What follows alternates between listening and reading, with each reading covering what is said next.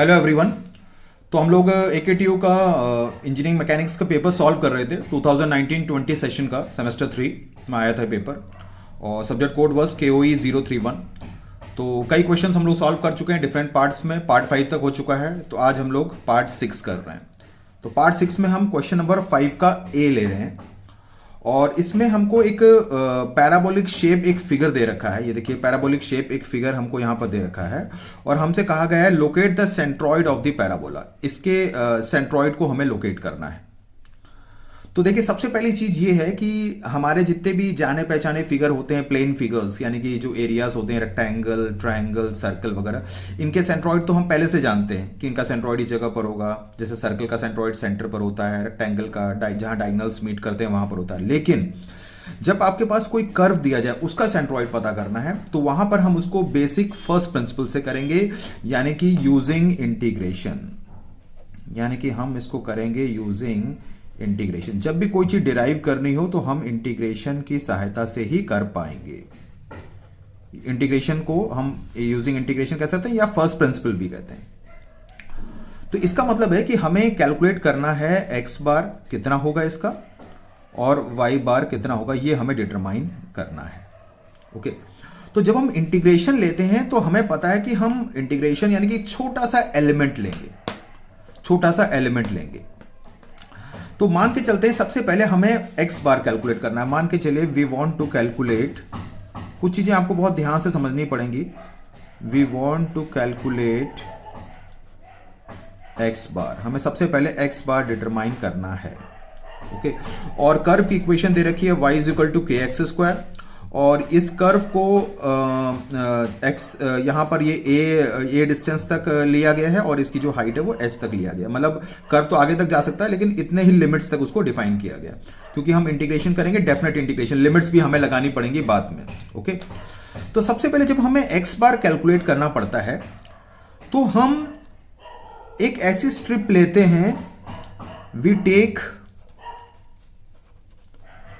अ small elemental strip. हम एक छोटी सी स्ट्रिप लेंगे, small elemental strip parallel to Y axis. ये चीज आपको ध्यान देनी है, पैरेलल टू वाई एक्सिस। हम एक छोटी सी एलिमेंटल स्ट्रिप लेंगे जो कि वाई एक्सिस के पैरेलल होगी, और यहां पर हमें देखना है किस तरीके से हम ले रहे हैं। मतलब कहने का मतलब है कि हमें कुछ इसमें स्ट्रिप कुछ इस तरीके से लेनी पड़ेगी। मान के चलते हैं हम एक छोटी सी स्ट्रिप यहां पर डिफाइन कर देते हैं। एक ये स्ट्रिप हमने यहां पर रैंडमली किसी भी जगह पर आप डिफाइन कर सकते हैं। ये हमने एक छोटी सी एक यहां पर एक स्ट्रिप ले ली इस तरीके से। अब ये स्ट्रिप जो है एक मतलब एक लोकेशन पर है। मान के चलते हैं इस स्ट्रिप की लोकेशन यहां से हॉरिजॉन्टली जो है वो x डिस्टेंस पर है। This strip is at a distance that is x। इसको भी x समझ सकते हैं, और इवन कि यहां से यहां तक ये भी x है। और आपको एक चीज और यहां पर ये ध्यान देनी है कि चूंकि ये कर्व है, तो कर्व का जो कोई भी पॉइंट होता है, कर्व का जो कोई भी पॉइंट होता है, जनरल पॉइंट, आपको पता है कि जो कर्व का जो कोई भी जनरल पॉइंट जो होता है that is x, y। Curve का कोई भी जनरल पॉइंट होता है दैट इज x, y। तो आपने स्ट्रिप को ऐसी पोजीशन पे लिया जो कि ओरिजिन से हॉरिजॉन्टली x डिस्टेंस पर है, और हमें पता है कर्व के कोऑर्डिनेट्स भी x, y होते हैं। ये चीज भी आपको ध्यान देनी पड़ेगी। ओके, तो अगर आपको x बार कैलकुलेट करना है तो x बार का फॉर्मूला कुछ इस तरीके से होता है, x bar is equal to integration of x dA upon integration of dA। ये फॉर्मूला होता है, जहां पर x उस स्ट्रिप की हॉरिजॉन्टल पोजीशन y एक्सिस से या ओरिजिन से, जो भी आप कहना चाहें, dA वो छोटे से स्ट्रिप का एरिया, और नीचे भी छोटे से स्ट्रिप का एरिया। तो सबसे पहले हमें छोटे से स्ट्रिप के एरिया को डिफाइन करना पड़ेगा। चलिए इसको फिर से देखते हैं आगे। मान के चलते हैं, फिर से बना देते हैं curve. The curve was like this.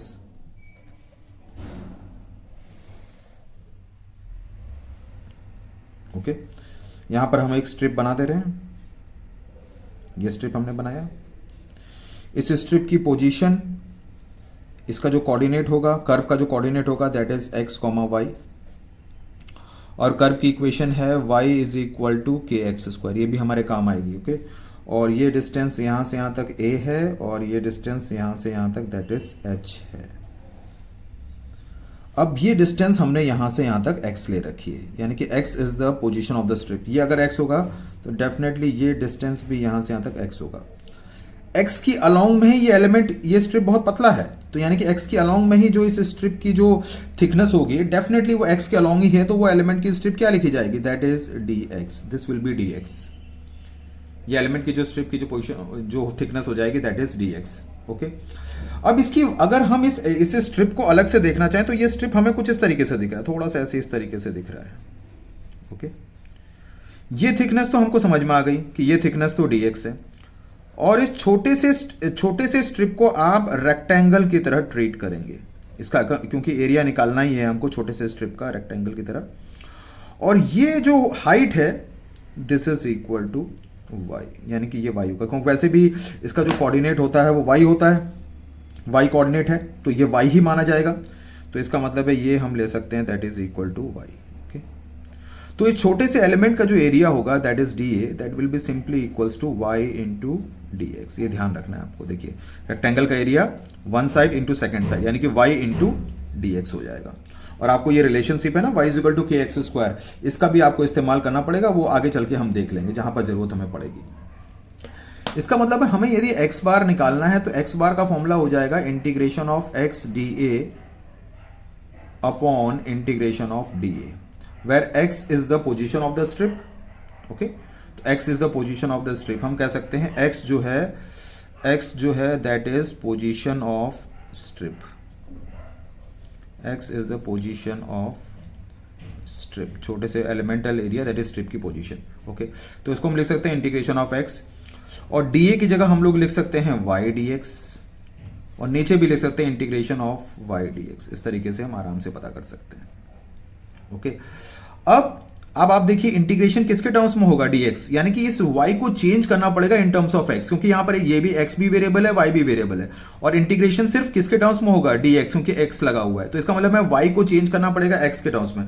हमारे पास इक्वेशन है y इज इक्वल टू के एक्स स्क्वायर, यानी कि इस इंटीग्रेशन को हम लिख सकते हैं x इंटू y की जगह हम लोग पुट कर सकते हैं दैट इज के x square into dx divided by integration of के एक्स स्क्वायर dx। ओके, तो ये देखिए k तो बाहर आ सकता है और ये हो जाएगा integration of x square dx, sorry x cube dx, x cube हो जाएगा x ये, और नीचे आ जाएगा k integration of x square dx। अब हमें x की लिमिट लगानी है, x की लिमिट लगानी, क्योंकि यहाँ पे डेफिनेट इंटीग्रेट होगा तभी वैल्यूज आएंगी। x की लिमिट लगानी है, तो आप ये देखिए जो ये हमारा जो स्ट्रिप है ये हमने यहां पर लिया है, इस स्ट्रिप को हम थोड़ा सा यहां पर लेते हैं, यानी कि ये स्ट्रिप कहां, यहां पर भी हम इसको स्ट्रिप को ले सकते थे, हम स्टार्टिंग में भी बहुत छोटा सा स्ट्रिप ले सकते थे, यानी कि ये स्ट्रिप कहां से कहां तक जाएगा, तो स्ट्रिप की जो मिनिमम पोजीशन है वो यहां पर होगी, यानी कि 0 पर, और स्ट्रिप की जो मैक्सिमम पोजीशन है वो बिल्कुल लास्ट तक जाएगी। तो यानी क्योंकि x को हमें लिमिट लगाना है, तो यानी कि मिनिमम लिमिट हो गई 0 और मैक्सिमम लिमिट देखिए a तक जाएगा, यानी कि integration will be from 0 to a, integration will be from 0 to a। Okay, अभी बहुत ही सिंपल इंटीग्रेशन हो गया, k तक दोनों तरफ से कट गया है, एक्स क्यूब का इंटीग्रेशन x4 अपॉन 4 और इसका इंटीग्रेशन x क्यूब अपॉन 3। ठीक है, इसकी लिमिट लगा देते हैं 0 से a और इसकी भी लिमिट लगा देते हैं 0 से लेकर a तक। तो देखिए ये हो जाएगा a4 अपॉन 4 और ये हो जाएगा a क्यूब अपॉन 3। इतना तो आप कर ही सकते हैं, फर्स्ट लिमिट डाल के इसमें कर सकते हैं। तो a क्यूब से a क्यूब कटेगा तो ये 3/4a आ जाएगा। इसका मतलब है the result will be equals to 3/4a। ये रिजल्ट आ गया है आपका, दैट इज x बार। तो हम कह सकते हैं कि रिजल्ट हमारा क्या आया, result is x bar is equal to 3/4a। Okay, तो ये हम लोगों ने सेंट्रॉइड x बार कैलकुलेट कर लिया। अब इसी तरीके से हम y बार देखिए, y बार कैसे कैलकुलेट करते हैं, ये ध्यान देना है आपको। बहुत सिंपल है, आपको बस छोटे से एलिमेंट का एरिया डिफाइन कर देना है और चीजें हो जाती हैं। मान के चलते हैं, फिर से फिगर बनाते हैं।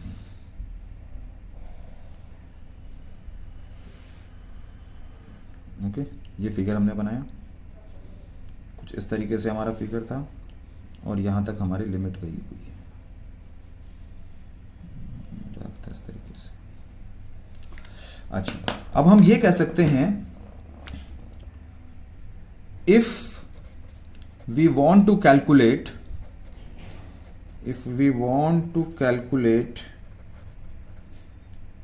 y bar, take a strip, क्योंकि y बार मतलब हाइट चाहिए, एक हाइट हमको चाहिए, तो take a strip parallel to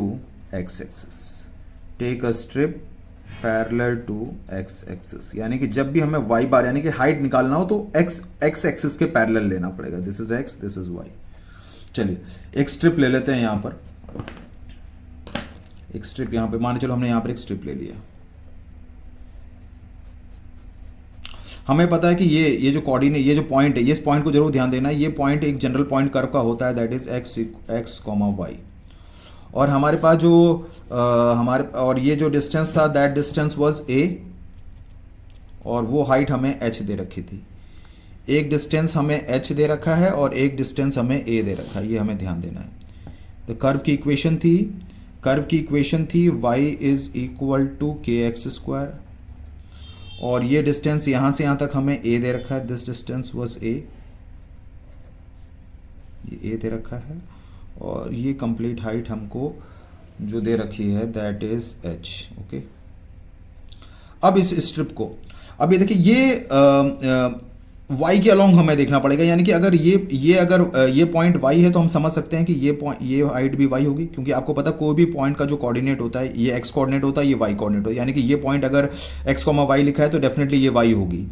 तो इसका मतलब है कि हम इसकी जो पोजीशन, अब चाहे यहाँ से भी नापें चाहे यहाँ से भी नापें, कोई फर्क नहीं पड़ता, क्योंकि स्ट्रिप बहुत छोटा है तो उससे कोई फर्क नहीं पड़ेगा, तो हम इसको y लिख सकते हैं, सॉरी यहाँ तक y लिख सकते हैं। ओके, अब ये जो, अगर हमने यहाँ तक y लिखा है, मतलब इस पोजीशन तक y लिखा है, तो ये जो स्ट्रिप है ये y के अलोंग ही है, तो यानी कि इस स्ट्रिप की जो मोटाई हो जाएगी that will be simply equals to dy। तो ये dy होगा। इसका मतलब हम ये समझ सकते हैं कुछ इस तरीके से कि ये स्ट्रिप कुछ हमारा इस तरीके से है, और वो इस x एक्सिस से एक पर्टिकुलर डिस्टेंस पर है, दैट इज y, और ये जो डिस्टेंस है दैट इज dy। अब हमें पता है कि इसको हमें रेक्टेंगल की तरह मानना है, तो हमें ये साइड चाहिए, यानी कि ये साइड कितनी होगी यहां से यहां तक की। अब देखिए ये एक्स वाई कोऑर्डिनेट है, तो हमें पता है कि यहां से यहां तक जो ये डिस्टेंस होगा that distance will be x, ये एक्स है। लेकिन हमें तो इतनी लंबाई चाहिए, मतलब एक्सिस के बाद, मतलब अगर यहां पर एक्सिस जा रही है तो ये कोऑर्डिनेट हमने लिया है, तो हमें पता है कि यहां से यहां तक की जो कोऑर्डिनेट होगा दैट इज एक्स हो जाएगा। और हमें पता है कि जहां पर ये स्ट्रिप फिनिश हो रहा है तो ये डिस्टेंस पूरी यहां से यहां तक दैट इज ए है। लेकिन हमें ये चाहिए, तो अगर ये पूरा ए है और ये x है, तो डेफिनेटली इस स्ट्रिप की जो चौड़ाई होगी that will be simply equals to a minus X. ये चीज आपको ध्यान देनी है कि a माइनस एक्स यहां पर आएगा। तो इसका मतलब ये छोटे से एलिमेंट का जो एरिया बनेगा dA, चलिए ये तो dy हो गया, यानी कि ये बन जाएगा a minus X into dy। Okay, अच्छा अब y बार को निकालने का तरीका, y बार का फॉर्मूला होता है integration of y dA upon integration of dA। Okay, तो y, अच्छा y की जगह हम y रख लेते हैं, मान लेते हैं। dA की जगह हम लोग लिख सकते हैं a minus X into D Y, और नीचे भी इंटीग्रेशन में हो जाएगा a minus X into D Y. अब आप ध्यान दे रहे हैं कि यहां पर इंटीग्रेशन dy की वजह से, dy की होने की वजह से y के टर्म्स में होगा, लेकिन यहां पर हमारे पास x फंसा हुआ है, तो कोई बात नहीं, आप यहां से x ले सकते हैं। यहां से अगर आपके पास y इज इक्वल टू के एक्स स्क्वायर है, तो आप समझ सकते हैं कि यहां से एक्स स्क्वायर की वैल्यू y अपॉन के होगी। इसका मतलब है कि यहां से हम ये कह सकते हैं कि x की value under root of y upon के हो जाएगी। ये चीज आपको ध्यान देनी पड़ेगी।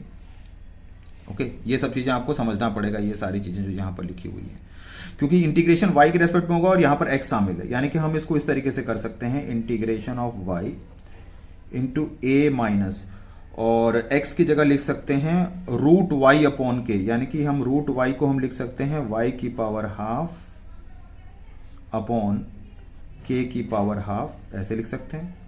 ओके, साथ में लिख सकते हैं dy, और नीचे लिख सकते हैं उसी तरीके से a माइनस वाई की power half divided by k की पावर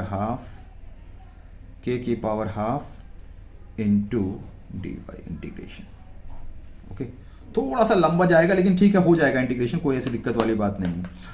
अब चूंकि y के रेस्पेक्ट में इंटीग्रेट हो रहा है तो y की ही लिमिट्स लगानी है, और y की लिमिट देखिए, ये स्ट्रिप सबसे नीचे, ये स्ट्रिप यहां पर भी ले सकते, थोड़ा बड़ा हो जाता, ये स्ट्रिप सबसे बॉटम पे लेते तो सबसे बड़ा हो जाता, यानी कि इस y को हम, यानी कि y की जो मिनिमम वैल्यू हो जाएगी वो 0, और जब बिल्कुल टॉप पर जाएगा तो यानी कि h पर जाएगा, यानी कि y की लिमिट हो जाएगी 0 से लेकर h, 0 से लेकर h, ये चीज आपको ध्यान देनी है। ओके, 0 से h और 0 से h हो जाएगा।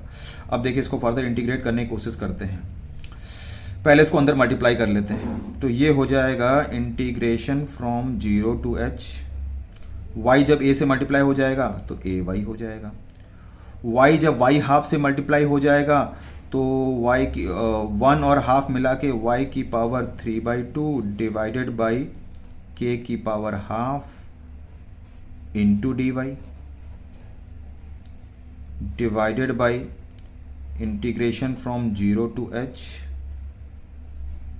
और यहाँ पर तो ऐसे हो जाएगा a माइनस वाई की power half divided by k की पावर हाफ इंटू dy। अब हमें इसे इंटीग्रेट करना है, ये चीज़ ध्यान देना है आपको, ठीक है। तो देख लेते हैं कि हमारा टर्म क्या था। हमारा इस टर्म को हमें दोबारा इंटीग्रेट करना होगा, और कर्व को हमें दोबारा एक बार शायद नेक्स्ट पेज में उसको दोबारा बनाना पड़ जाएगा। एक बार इस एक्सप्रेशन को देख लेते हैं दोबारा, क्या था एक्सप्रेशन। द एक्सप्रेशन कुछ इस तरीके से था, integration from 0 to h, integration from 0 to h, ay minus y 3/2 upon k half, y 3/2 upon k half dy divided by 0 से h, और इसका था a minus y half k half, ये था a minus y half k half dy। Okay, चलिए अब इसको तो हम इजीली इंटीग्रेट कर सकते हैं। देखिए ए वाई का इंटीग्रेशन आप जानते हैं a into y square by 2, क्योंकि x का integration x square by 2, y का इंटीग्रेशन, अब y 3/2 का इंटीग्रेशन क्या होगा, y 3/2 का इंटीग्रेशन हो जाएगा y 5/2 अपॉन 5/2 इंटू रूट के, चलिए ऐसे रहने देते हैं इसको, और लिमिट हो जाएगी 0 से लेकर h तक, और इसको फर्दर हम इसको इंटीग्रेट करेंगे, इसको इंटीग्रेट करेंगे तो a dy है, यानी कि इंटीग्रेशन में a y आ जाएगा, और y हाफ को हम लिख सकते हैं y 3/2 upon 3/2 into under root के, and limit will be from 0 to h। Okay, चलिए अगर हम यहाँ पर लिमिट लगा देंगे h की लिमिट, तो ये हो जाएगा a h square by 2, a h square by 2, यहाँ तक हो गया, माइनस, और यहाँ पर y लगा देंगे, ये सबसे पहले ये देखिए ये 2/5 हो जाएगा, 2/5, ये ऊपर जाके 2/5 हो जाएगा, और इधर आ जाएगा y की पावर 5/2 और डिवाइडेड बाई, सॉरी y की जगह हम h पुट करेंगे तो h आ जाएगा, यहाँ पर h आ जाएगा h की power 5/2 divided by under root के, ये इधर आ जाएगा, और ऊपर नीचे आपका आ जाएगा, अगर हम h पुट करेंगे तो यहाँ से आ जाएगा ah माइनस 2/3 इंटू h की power 3/2 divided by under root के, ये टर्म आया। अब ये टर्म बहुत ही कॉम्प्लिकेटेड हो रहा है कि x बार तो बहुत सिंपल आ गया हमारा, लेकिन y बार इतना कॉम्प्लिकेटेड क्यों जा रहा है। अब इंटीग्रेशन में तो ऐसा ही आ रहा है, इसका मतलब है कहीं ना कहीं हमें इसको सिंपल तो करना ही होगा। अब सिंपल करने का तरीका ये है कि हमें इसमें अगर हम इस k को एलिमिनेट करने की कोशिश करें, देखिए कर्व कुछ इस तरीके से था, कर्व कुछ इस तरीके से था, ये देखिए यहाँ पर, ठीक है, this distance was a and this distance was h। Okay, ये आपका था x एक्सिस और ये था आपका y एक्सिस। अब इक्वेशन ऑफ द कर्व की इक्वेशन थी y इज इक्वल टू के एक्स स्क्वायर। अच्छा, अगर हम इस हमें सबसे पहले इस के को एलिमिनेट करना, के को एलिमिनेट करेंगे तो देखिए एक्सप्रेशन सिंपल होगा। देखिए ये जो कर्व में बहुत सारे पॉइंट्स होते हैं, ये पॉइंट है, ये पॉइंट है, ये पॉइंट है, तो ये भी एक पॉइंट होगा। तो अगर इस पॉइंट के आप कोऑर्डिनेट्स लिखना चाहें तो इस पॉइंट के कोऑर्डिनेट डेफिनेटली होंगे a, h। देखिए ये पॉइंट यहां से हॉरिजॉन्टली a डिस्टेंस पर है और वर्टिकली h डिस्टेंस पर है, यानी कि कोऑर्डिनेट्स a, h है। तो चूंकि ये पॉइंट a है, हम कह सकते हैं कि ah is a point on the curve, ये कर्व पर पॉइंट है, ah is a point on the curve, so will satisfy the equation of curve. तो यानी कि कर्व की इक्वेशन को जरूर सेटिस्फाई करेगा, satisfy the equation of curve, क्योंकि अगर वो कर्व में पॉइंट है तो कर्व की इक्वेशन को जरूर सेटिस्फाई करेगा। तो कर्व की इक्वेशन को जरूर सेटिस्फाई करेगा, तो आप समझ सकते हैं कि हमारे पास इक्वेशन है y इक्वल टू के एक्स स्क्वायर। हमारे पास इक्वेशन है y इक्वल टू के एक्स स्क्वायर, यहां कर देते हैं इसको। हमारे पास इक्वेशन है y इज इक्वल टू के एक्स स्क्वायर और ये कर्व का पॉइंट है a, h। तो यानी कि ये x कोऑर्डिनेट है, y कोऑर्डिनेट है, यानी कि y की जगह हम लोग h पुट कर सकते हैं k, और x स्क्वायर की जगह हम लोग पुट कर सकते हैं a स्क्वायर। x स्क्वायर की जगह हम लोग पुट कर सकते हैं a स्क्वायर। तो यानी कि यहां से अगर हमें k चाहिए तो k will be equals to h upon a square, या फिर कई बार हमें यहां पर देखिए रूट के देखने को मिला है, तो रूट के अगर होगा तो ये हो जाएगा कि रूट के की वैल्यू h की power half divided by a हो जाएगी, डिवाइडेड बाई a ये हो जाएगा, h की power half divided by a। तो इसका मतलब ये जो एक्सप्रेशन है इस पर थोड़ा सिंपल करने की कोशिश करते हैं। ये आ जाएगा a h square by 2 minus 2 by 5, ये देखिए h की पावर 5 बाई 2 था, डिवाइडेड बाई अंडर रूट के, और अंडर रूट के की value h half upon a थी, यानी कि ये आता h हाफ अपॉन a, तो यानी कि a जो है वो हमारा ऊपर चला जाएगा। ओके, फिर डिवाइडेड बाई नीचे वाले टर्म में तो हमारा ah है ही है, माइनस 2/3 यहाँ पर है, और यहाँ पर देखिए 2/3 ये था h की पावर 3/2, यानी कि ये था हमारा h की power 3/2 divided by under root के। अंडर रूट के की वैल्यू फिर आप h हाफ अपॉन a रख सकते हैं, तो a इसके साथ ऊपर चला जाएगा, यहाँ पर ये आ गया एक्सप्रेशन। ओके, बस आपको रूट के की वैल्यू हर जगह पुट करनी है। अब आप देखेंगे कि आपका एक्सप्रेशन जो है वो काफी सिंपल हो जाएगा, इसको यहीं पर करना पड़ेगा, तो ये एक्सप्रेशन जो है वो बहुत सिंपल हो जाएगा।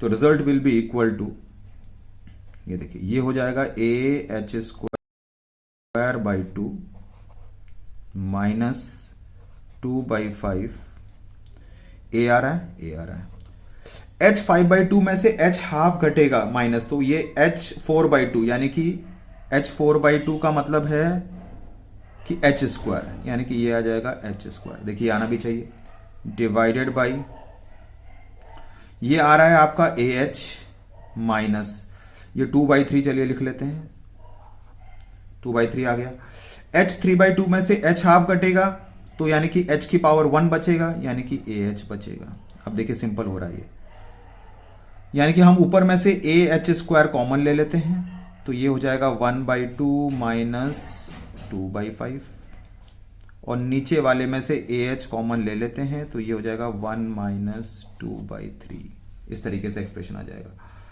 अब इसमें से आप खुद ही देख सकते हैं कि सब एक्सप्रेशन कॉमन ले लेंगे। 1/2 में से 2/5 यदि हम अलग से माइनस कर दें, 1/2 माइनस 2/5, तो एलसीएम हो जाएगा 10, 2 5 जा 10, 1 5 जा 5, ये 5 माइनस 4, यानी कि ये हो जाएगा 1/10, क्योंकि 2/5 को हम लोग लिख सकते हैं 4/10 और 1/2 को लिख सकते हैं 5/10, तो ये हो जाएगा 4/10, यानी कि ah स्क्वायर से h कटेगा, तो यानी कि ये हो जाएगा, h तो आ ही जाएगा साथ में, h आ जाएगा, और साथ में हमारे पास आ रहा है दैट इज इक्वल टू 1/10, ऊपर 1/10 आ रहा है, और a से a कट गया h स्क्वायर से, और 1 माइनस 2/3 आपका आ जाएगा 1/3। इसका मतलब है कुल मिला के result, what is the final result? Final result हमारे पास ये आ जाएगा कि y bar is equal to, ये 3 ऊपर चला जाएगा, तो that will be equals to 3/10 of h. This is our final result, यही हमारा फाइनल रिजल्ट है। तो थोड़ा हमने ये देखा कि जब हम वाई बार निकालने बैठे थे तो हमें काफ़ी दिक्कतें हो रही थी, क्योंकि एक्सप्रेशन यहाँ पर फंस गया था। इंटीग्रेशन में ऐसा कुछ नहीं है कि अजीब सा टर्म आ रहा था। तो वहीं पर आपको ध्यान देना है कि ये ए और एच और कर्व की इक्वेशन, एक पॉइंट डिफाइन कर लीजिए ए कॉमा एच, ये ए कॉमा एच कर्व पे ही है तो कर्व की इक्वेशन को सेटिस्फाई करेगा। तो वहां से हमारा जो ये के, अगर हमें के गिवन होता तो कोई दिक्कत नहीं होती, लेकिन ये के फंसा हुआ है तो के को हटाना है। ए और एच तो चलिए लिमिट्स में काम आ जाते हैं, तो के को हमने इस तरीके एलिमिनेट किया, फिर इसको थोड़ा सा सिंप्लीफाई किया तो हमारा रिजल्ट आ गया 3/10 एच। तो इस तरीके से इन प्रॉब्लम्स को करते हैं इंटीग्रेशन की सहायता से। ठीक है, तो इस वीडियो में हम लोग इतना ही करेंगे। नेक्स्ट जो क्वेश्चन होंगे वो आपको this was lecture 6, sorry part 6, तो पार्ट 7 में आगे कुछ और क्वेश्चन करेंगे। थर्ड सेमेस्टर का KOE 031 चल रहा है। पूरे वीडियो को शुरू से अंत तक ध्यान से जरूर देखिएगा और लाइक शेयर और सब्सक्राइब जरूर कर दीजिएगा। Thank you very much.